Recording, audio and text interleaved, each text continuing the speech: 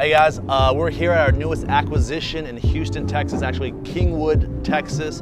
We just bought this property on Friday, and my buddy Luke here is actually from Houston, and he's in this market, and he owns several facilities in this Houston area. And so I just asked him to come out, catch up, and kind of give me some insights on the Houston market and what's going on over here. We're both members of our self-storage mastermind, so it's good to catch up with a local friend. Definitely, man. This property is essentially 80,000. It's 80,000 square feet, and so this property is like office suites. So they're like 12 to 1,500 square feet of office warehouse space. And so some of them have little offices, some have like a little bit bigger offices, but they have bay doors, storefront kind of office space. And then that's these two buildings. And then there is building over here is a climate control building. Then there's two outdoor storage, drive up units. This is all drive up units. This is covered parking. This is covered and gated parking. And then some covered parking right there. Obviously behind us, there's two parking lots. Those are ours. Nice, okay. So these two parking lots here, it's open parking. There's some portable storage container units, and then this is a standalone one building, 6,000 square feet with a single tenant in there. Nice. So good size, and with the office warehouse, I think there's a lot of value for us there because a lot of them haven't got a rent increase in like 3 years. So they're all on leases, so over time we'll increase rents slowly or up to rent or whatever. And there's a couple of, I think, people who just moved out, but so probably long-time tenants too. So a lot of people who long-time tenants. Yeah, we had a good idea. I think with the sellers, they had a goodbye, hello, kind of like customer appreciation thing we just did on Saturday, where people came out, said bye to them because they've had a long-time relationship with some of these folks, and I got to meet them and kind of introduce myself and tell them like what we're going to do to the property. So like adding brand new AI cameras and doing some of these different things to the property to make it better and more secure and things like that. They had an overnight guard, but in your opinion, but I would assume an overnight guard can't watch everything. So having great quality cameras allows us to have a better security on the premises, and they all like flashlights and make sirens and stuff. Sure. So it's cutting that expense of an overnight guard, huge savings, and then increase the value here and there with what we can do. But we see a big jump in the NOI for us. Nice. It's a good deal. Nice. Even with the guard, I mean, if somebody's gonna get in, they're gonna get in. Yeah. So and the guy, I came here one time. I didn't even know he was here. He was sitting in his car, and I was walking around. He didn't come out to me or nothing. Yeah. So it's like, wake up. Yeah, he's probably half sleeping. And the seller told me previously he had to replace the overnight security a couple times because how reliable is that one person? He can't see over there. They did have some cool systems of like he had to check in on different area codes. So like you'll see like that little white sticker on that edge of that building. There's like a QR code. I see. You scan it? Where they scan it, so they have to scan it a couple times night. So they know that you're walking. So you know that you're walking around the property. You can, you're checking out the facility. Okay. But, you could be walking around now, and the guy's on that backside breaking in. So I think the cameras with their expensive cameras and the quality and what they showed me they can do, I think it's a better transition, and it saves significant money for sure. It's like 40. So these office warehouses are in big demand here. Yeah. How's the occupancy here? There are just 2 units available, so there's 31 office units. There's only 2 available, and they just came available, and she has a wait list. So one of the things I'm gonna do today is kind of get into the units that are empty, get an idea of like the condition, and then see how much we can get them for. I think most of the people are paying like 800 to 1,000. How big is that per unit? They're about 12 to 1,500 square feet. You'll be able to get more than that. There's definitely demand for more. Obviously, we don't want a lot of turnover. Sure. So it's not like we're gonna check everybody up, and everybody is on leases, but there's value. There's value there over time for sure. So yeah, and then there's a full-time maintenance lady who's been working here for like three years or so. We're keeping her on board because she's very familiar with the site. So overall, man, good property. The seller was great. He was like fixing repairs, like there's a bunch of concrete work that he did right before closing. They're still fixing a couple ACs. Like, hey, these ACs broke while I owned it. I'll fix them. So like, great seller to work with. So it's fucking great. And it was on seller financing. Oh no, the numbers he shared, it worked out. It looks like a win-win-win situation for everyone. It's good, yeah. 85% seller financing, 3% interest. Great deal for us. Allows us cash flow, do what we want to do, and then like hold it. Those other properties we flipped, we want to get more stuff we can hold long term. And then with this size of this property, it's actually one that So you can come visit Houston a little bit more. yeah, man. Yeah. Every quarter, man. I like the city. It's nice. It's there's a lot to do. My wife loved it. My daughter loved it. There's a lot to do. It's cool. Just as hot as Orlando. Oh, it was hot. Saturday was Yeah. scorcher. It was like, wow. It's probably hotter. Yeah, it's yeah. crazy. Do you have on your sites? Are you just all outdoor storage? You have a lot of climate control, or what's yours look like? So 2 of the units are climate control, probably about 70%, and 30% non-climate. The other 3 facilities are all non-climate and RV and boat. What is like your kind of supply index in those areas? Because this is super high over here. Yeah, I haven't really checked lately on the supply index. I mean, the facilities are usually 85 to 95% full. Yeah. So, Yeah. So I don't know when you drove up or you know this area too well, but there's 7, 8 properties. yeah, I saw extra space. I saw public storage. I saw the one right next door. Red dot over there. But Kingwood's always been very, very fast and growing market, and everybody likes to stay kind of local to Kingwood because you have everything you need here. Yeah, it's a good area. I like it. I like this little area. Second time we came out here, but the supply, what it says it is 20 right now. So it's shock. It's a shocker to me because in Florida we try to be that 8, 10 Sure. range, and we're all full over there. But these are all full too. They're 90% occupied, and all the other facilities are 90% occupied. So that's why I don't know if, who was it, maybe Bob Copper or one of the feasibility guys talking about that the supply index they don't really focus on as much anymore because Vegas, Orlando could be 20, 25, but the place is all full. So if you go by that alone, you might miss out on something. For sure, yeah. So that's what you got to double check. The competition. It's all about researching the competition and shopping those people. But it's crazy how those numbers fluctuate so much, what we were originally taught. How often do you fix damage on Cosmetic damage? Yeah. If it's not really that big of cosmetic damage, I mean, luckily we haven't had a lot of damage. So the facilities are newer. So if it's not anything big, it kind of just leave it. Left alone. Yeah, that's what we do. The same thing. I just didn't know if you had a different thing. I mean, the only ones I had to really fix were when somebody drives into the concrete bollards and these were not concreted in; they were just screwed in. So that previous owner, cheaped out a little bit. Yeah, we only do it if it's significant damage, you can penetrate inside. But if it can't go inside, we typically just leave it. This might have to get bent in a little bit. Yeah, I mean, make it look a little bit nicer, Yeah. but I don't think you need to replace it or anything. They might hit it again. Exactly. What software do you guys use for your stuff? ESS, Easy Storage. Yeah, we're switching over to Store Edge on this one and see how it is because that's a copper management likes to use. So try this one out. See how it goes. Got a lot of parking, which is how much parking do you have in your spot? You mean parking for Parking customers? boat, yeah, customers, yeah. Not much parking on the majority of them. Just RV and boat has the majority, and then the other 2 in Tyler have maybe 20 spots each. In the RV storage ones, how many spots do you have there? I need 130. Okay, yeah. This one has 170, 190, I think, something in that range. There's a lot. But Trying to figure out on the. You got a lot of space. Yeah, there. so each office unit has 3 to 4 spaces. Yeah. So there's a lot of space there. So that's for them, but we have a lot of parking customers. And the covered and are easily maintained. The outdoor storage is where, because it's just gravel, it's harder to separate, to make sure people don't go over the line and stuff like that.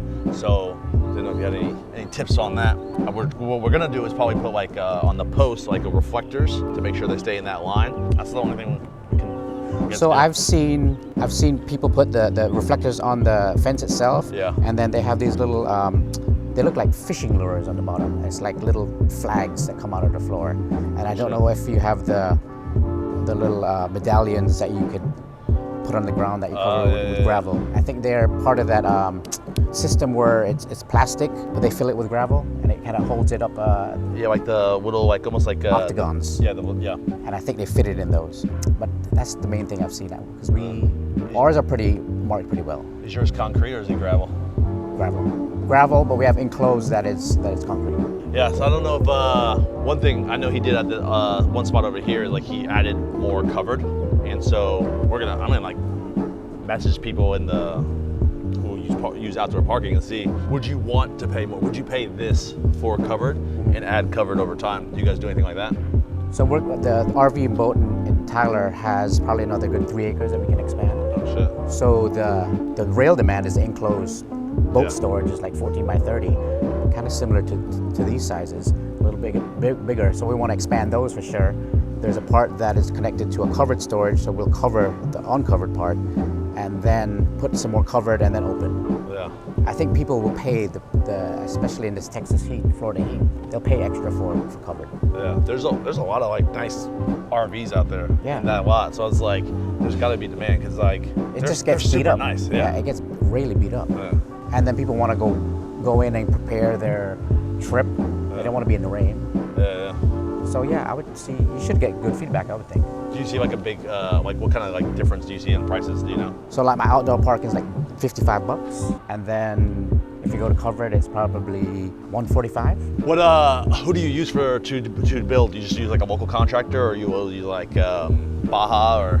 So Tracti is who we were going to use on our expansion, which had a little pause because of the interest rates, and then we'll just use local contractors for the dirt work and the underground utilities and so forth. But Baja is Bob for Baja. I've talked to them before, Yeah. so they might be a good contact. So when you're putting the covered, what are you doing with underground utilities? Oh, there's an expansion in Magnolia. It is, I have to concrete, see like the drainage. So you're putting concrete over the ground. You're gonna concrete it. Yeah, so that one is not going to be, that's not the RV and boat, that's the climate controlled and non-climate. And that's going to be a full double in size, another 50,000 square foot, and at the end, 2-story climate controlled. So that's going to be similar to this. It has to be concrete. It's right across from City Hall, so they got eyes on it. But I mean, it's great location, great city to work with, and you know they have their restrictions, which you know you work with them. But yeah, underground drainage, detention pond. You know, just want to make sure everything's fitting with the neighborhood. So. Yeah. Luckily on that Tallahassee deal we have, it's like kind of like tucked away back. So like on that, they don't give us any directions on like design or anything. Sure. They're like, it was super easy. So like, just make sure these little things are done and then you're good. Yeah, super good. But when you're front facing like that, they're definitely gonna make you jump those little extra hoops. And we're an extra school, and then right in front, the front of the storage building is in like a shopping center entrance. But yeah, so it's good. Are you doing you got anything else in the works? Put a LOI in about 10 days ago, so wait to see when that comes back at. On market or off market? That one off market.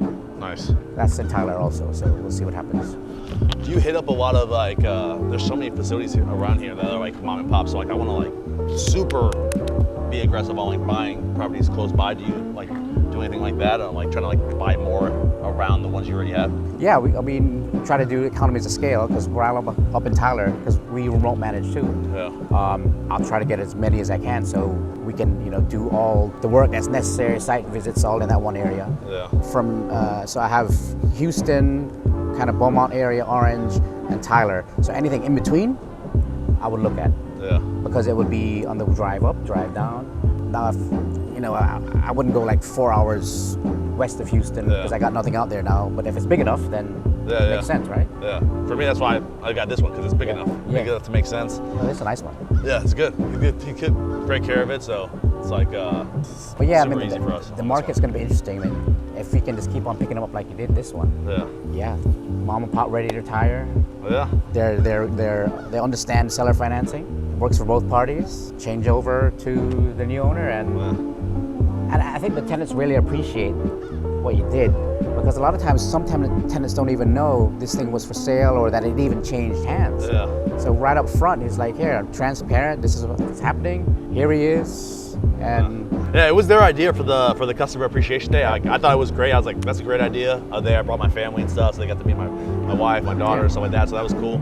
And then, but we always tell them like welcome letters and let them know like, hey, this is what we're doing. This is how we're handling it. This is how you can contact us to make sure like it's an easy transition because people get get nervous. They don't know. They don't know, so they're like. But it's a good sign. I'm super happy.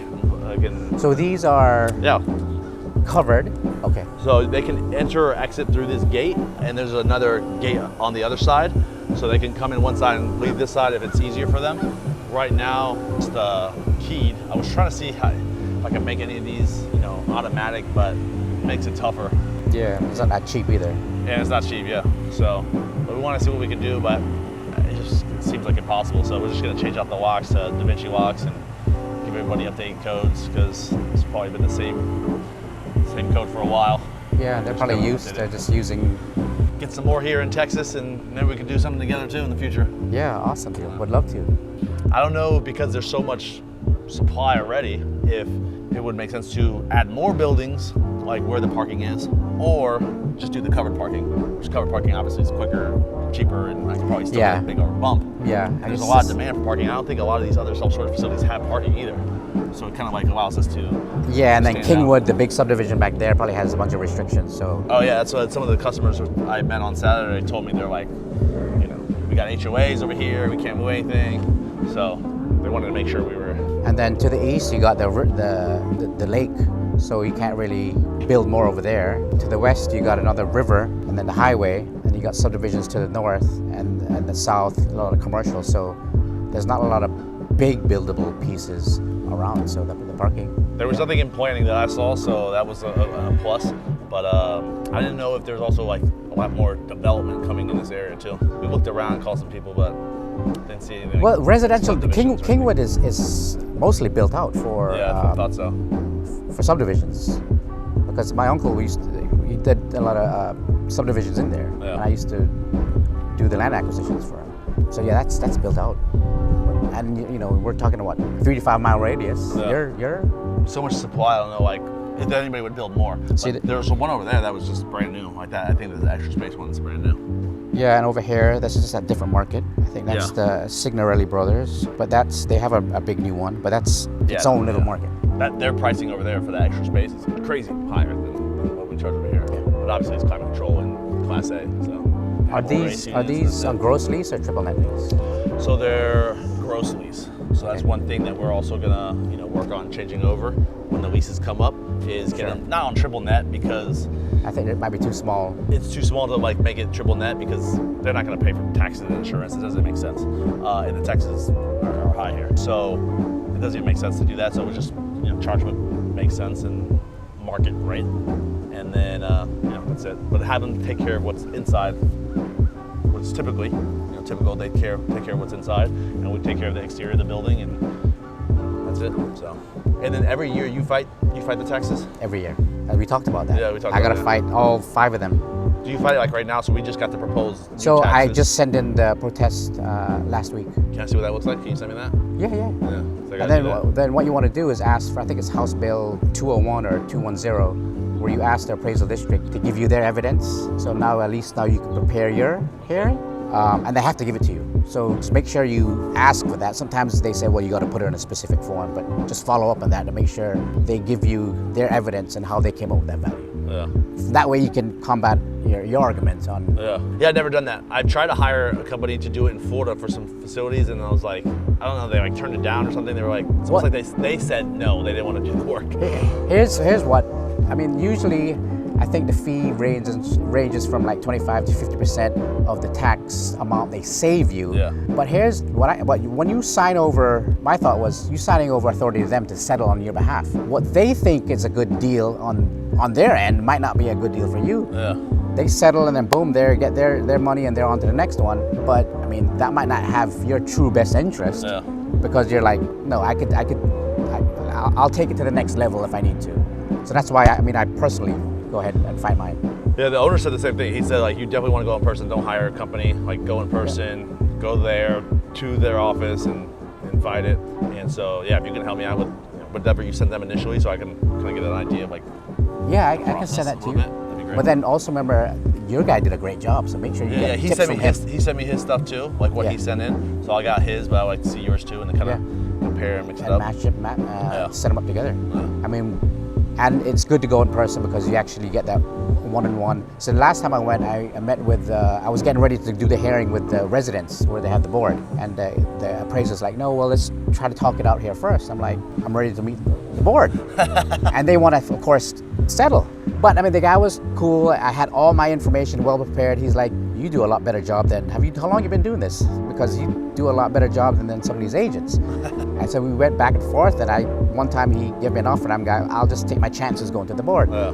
So we renegotiated again, and ended up being a good deal. So yeah, that's a great tip. I'm definitely gonna fight these taxes every single year, and like that's why, you know, being connected with people through masterminds and groups is like huge, because like he's gonna help me out on how to fight taxes here in Texas, and so being able to connect with other people in the market is huge. And we've known each other for a while through wholesaling and now self-storage, and to have good relationships with people and have a good community of people you can, you know, help each other with and bounce ideas with and call and talk with is like crucial. So that's why you want to make sure you get to groups and masterminds and communities and kind of like build relationships with people in those groups, because it's all about helping each other and seeing each other win and growing together.